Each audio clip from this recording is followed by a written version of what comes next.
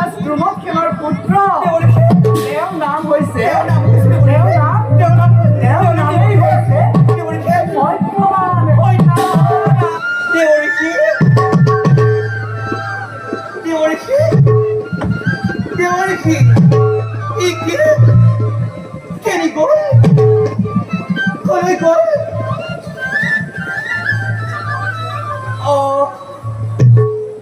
তেওঁ মানে মোক চালনাকে কৰিলে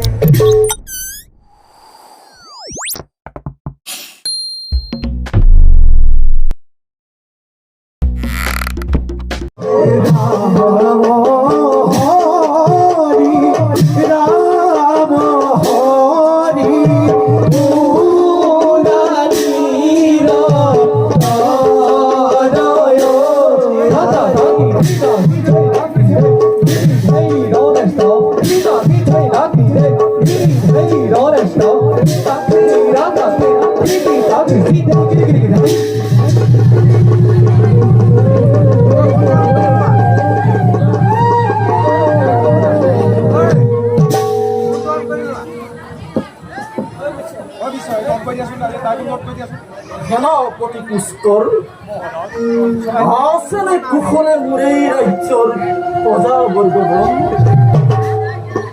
কৰিছেনে সকলোৱে হৰিৰ গুণানুকীৰ্তন নতুন মোৰেই মংগলে হৈছে ৰজাৰ মংগল সেনাপতি মহাৰাজ মহাচল বাৰু চন্দ্ৰ তৰণ্য তপ জপ কৰি থকা ঋষিসকলৰ ওপৰত কৰে নেকি কোনোবাই কিবা অত্যাচাৰ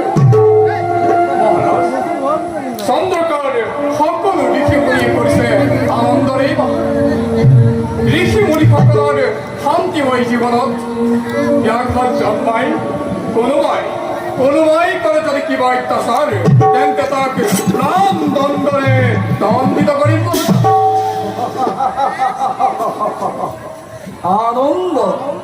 আনন্দময় লোভিছো অতিকে সেনাপতি আনন্দময় লোভিছো অতিকে সঁচাকৈ তুমি উপযুক্ত সেনাপতি এই মধ্যৰে তোমাৰ যোগ্য সেনাপতি পাই আজি মই নিজকে ৰজা বুলি গৌৰৱান্বিত সেনাপতি নাই আৰু আমাৰ আৱশ্য বিষয় বল যাওঁ এতিয়া আমি নিজ কৰ্তব্যত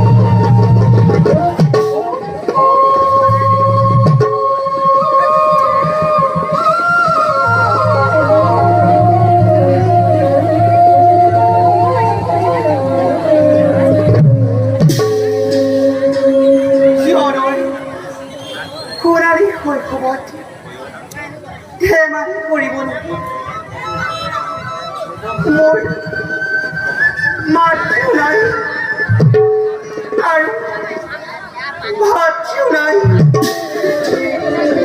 তথাপিতো ৰাজকাৰেণীৰ মাজত থাকি পিতৃ অকৃত্ৰিম মৰম লাভ কৰি সকলো পাহৰি গৈছো।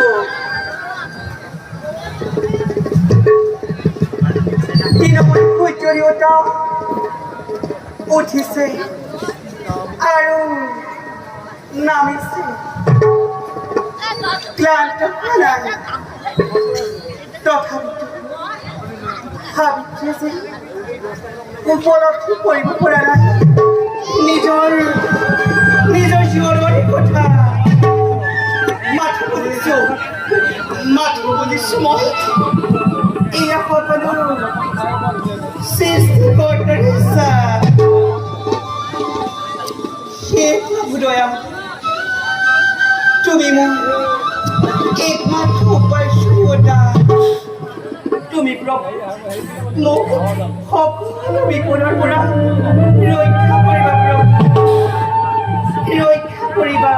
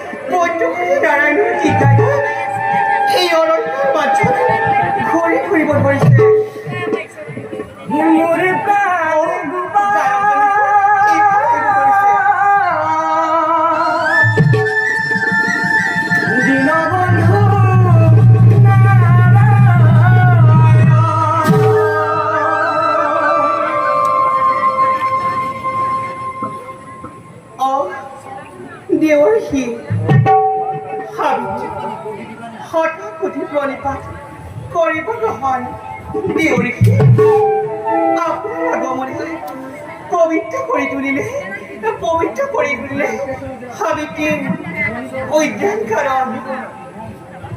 তথাস্তু উঠা সাবিত্ৰী,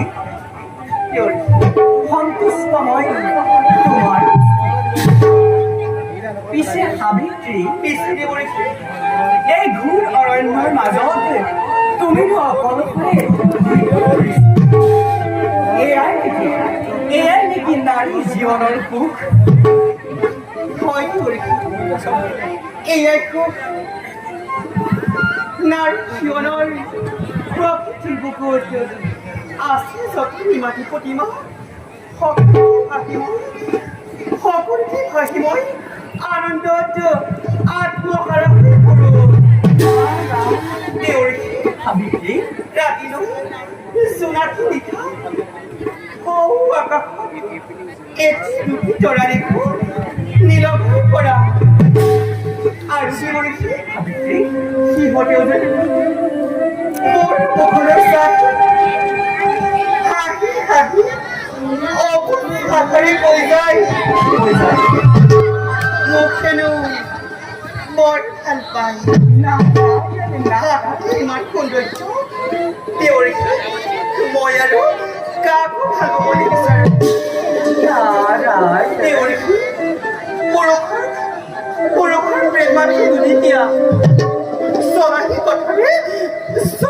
কথাৰে নাৰীৰ মনত কৰি নিয়ে সকলো নাৰীৰ কবলৰ পৰা পূৰ্ণ মনৰ চেষ্টা যৌৱনৰ প্ৰেমৰ কলিকা বিচাৰিলে পোৱা নাযায় পুৰুষ প্ৰাণত। তেনেহে স্বাৰ্থপৰ পুৰুষৰ হাতত নিজকে নকৰোঁ মই আত্মসমৰ্পণ। নাৰায়ণ। সাবিত্ৰী দেৱৰীষি সকলো পুৰুষ জানো তেনে হ'ব পাৰি নাই জানো পুৰুষৰ অন্তৰত প্ৰেমৰ ভাৱ সকলো পুৰুষ এনেদৰে নহয় স্বাৰ্থপৰ তাকেতো দেৱৰীষি সাবিত্ৰী সংসাৰৰ কুটিল ক্ষতি কৰিব ধৰিছে এনে কুটিলতাৰ মাজত নিজকে এৰি দিবলৈ মই বৰ টান পাইছো না না সেইবাবে দেৱৰীষি উপযুক্ত স্বামী নাপালে অবিবাহিত হৈ থাকে নাৰায়ণ নাৰায়ণ সাবিত্ৰী দেৱৰীষি উপযুক্ত স্বামী নাই তোমাৰ এই ধৰাৰ বুকুত নাই বুলিতো কোৱা নাই বুলিতো কোৱা নাই দেৱৰীষি নাৰায়ণ আছে নিশ্চয় আছে কিন্তু কিন্তু কি সাবিত্ৰী মই বিচৰাজন হ'ব লাগিব নাৰায়ণ জ্ঞানৱান ৰূপৱান ভক্তপ্ৰাণ আৰু ধৰ্মপৰায়ণ আছে জানো তেনে এজন মহান পুৰুষ এই সংসাৰত আছে যদি কওক দেৱৰীষি নাৰায়ণ নাৰায়ণ তেওঁকে মই স্বামীৰ ওপৰত কৰি গ্ৰহণ নাৰায়ণ নাৰায়ণ সাবিত্ৰী তুমি বিচৰা ধৰণেৰে এই সমস্ত ব্ৰহ্মাণ্ডৰ গৰাকী আছে তোমাৰ বাবে মোৰ বাবে আৰু সেইজনে হৈছে সেইজনী হৈছে সাবিত্ৰী সেইজনে হৈছে তোমাৰ উপযুক্ত বৰ সেইজনে হৈছে সেইজনে হৈছে অৱন্তিৰাজ নাৰায়ণ অৱন্তিৰাজ ধুমুকেনৰ পুত্ৰ নাৰায়ণ নাৰায়ণ সাবিত্ৰী অৱন্তিৰাজ ধুমুকেনৰ পুত্ৰ তেওঁৰ নাম হৈছে তেওঁৰ নামেই হৈছে সত্যৱান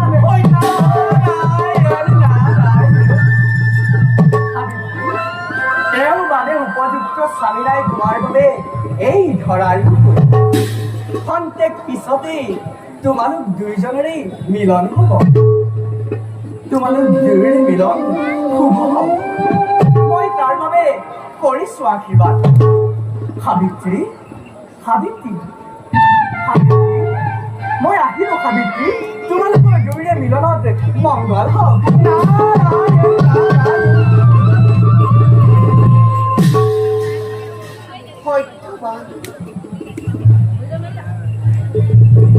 নাৰায়ণ নাৰায়ণ সত্যৱান কেনে সুন্দৰ নাম সত্যৱানৰ নামৰ উচ্চাৰণে ৰোমাঞ্চিত কৰি দিয়া মোৰ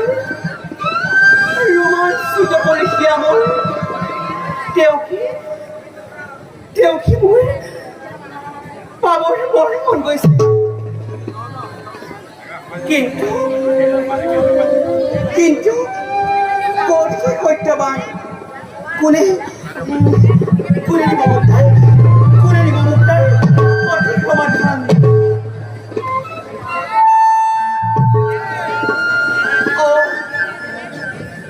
দেৱৰীষি আছে নহয় দেৱৰীষি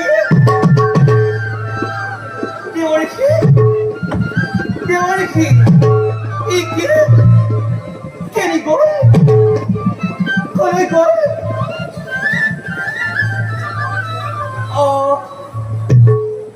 তেওঁ মানে মোক চালনাহে কৰিলে সেই প্ৰভু দয়াময় অগতি প্ৰকৃতি যদি কোনো সত্যৱানৰ নামৰ পুৰুষ আছে এই সংসাৰত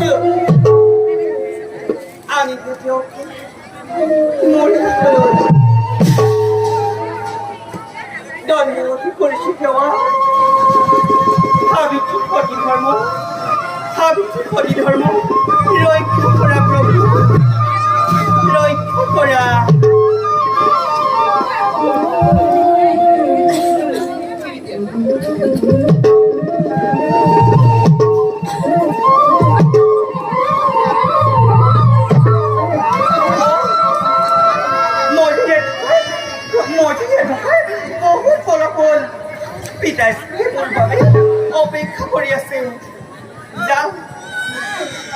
এনে আনন্দৰ বেলাতে